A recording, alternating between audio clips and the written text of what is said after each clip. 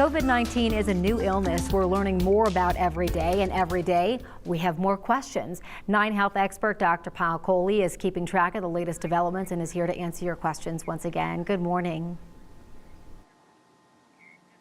Good morning, Corey. So our first viewer asks, what is the mortality rate of COVID-19 versus the flu?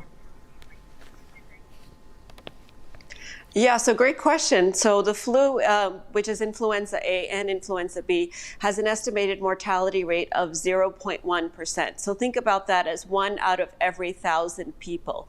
On the other hand, COVID-19, we're learning, has a mortality rate that's about 10 to 30 times higher.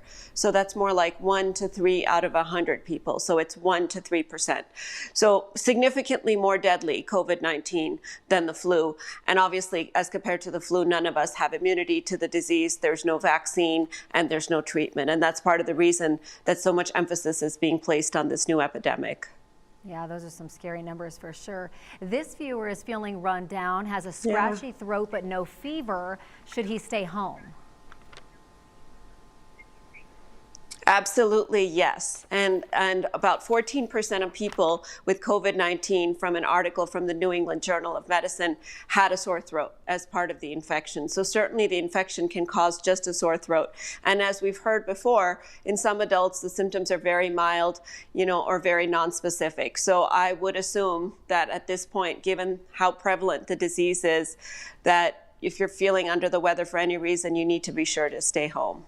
Better to be safe than sorry. And our last question comes from viewer Dawn.